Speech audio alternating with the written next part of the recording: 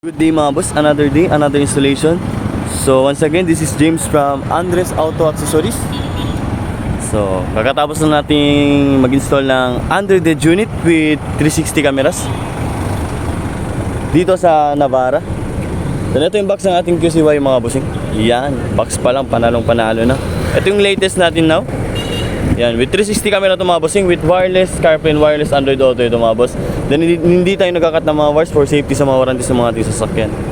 Then ito yung 360 cameras natin.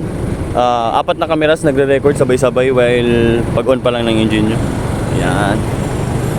Then tapos na pala siya i-calibrate mga bossing. Yung i-calibrate pala, yung gagandahin natin yung apat na cameras, yung ayusin natin siya. Yun, front and back. Yan. Then dito natin ilagay yung front cameras natin. As you can see mga boss, naka-screws talaga yan. Para hindi talaga siya matatanggal. Yan. Then dito sa right side mirror, as you can see, fit na fit talaga ito mga bossing. Dahil may special tools na ginagamit pang butas dito. Then sa rear camera natin, ayan, same sa front, naka-screws talaga yan. Then ito yung sa left side mirror natin mga boss.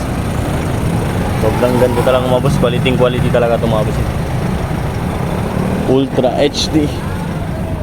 Then pasok tayo sa loob mga boss. Then ito na yung unit natin ngayon. Ito yung QCY Android unit natin with 360 cameras. Wireless na yung CarPlay at saka Android Auto Android Auto mga bossing. Android Auto. Then Apple CarPlay. Yan. Then may Netflix na rin ito mga boss. Google Map, Spotify, Waze. Yan mga boss. YouTube, Play Store. Pwede kayo mag-download ng kahit na anong apps na gusto nyo mga bossing. Yan. May music na mga boss.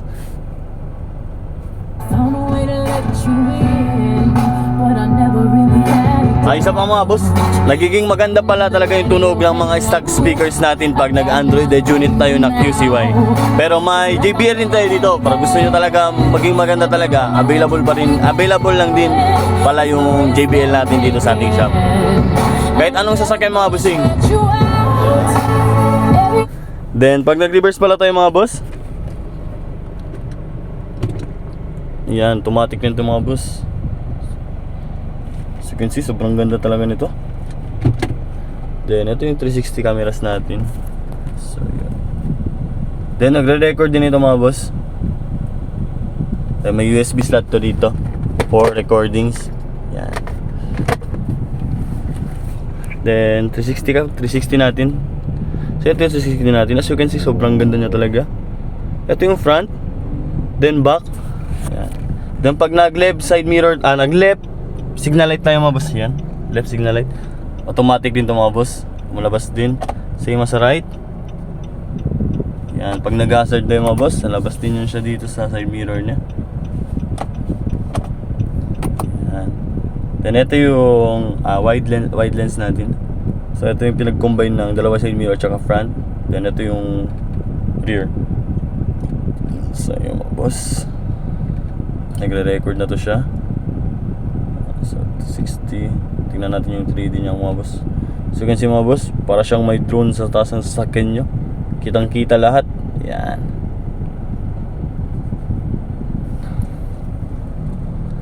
So yun mga boss, hindi lang pala ito yung install natin dito sa ating shop.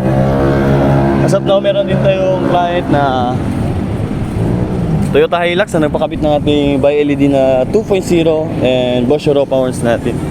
So mga bossing, once again, this is James from Andres Auto Accessories. For more inquiries mga bossing, pwede nyo akong hanapin sa loob. Yan. Kung gusto nyo magpa-install, visit lang sa ating shop. Peace!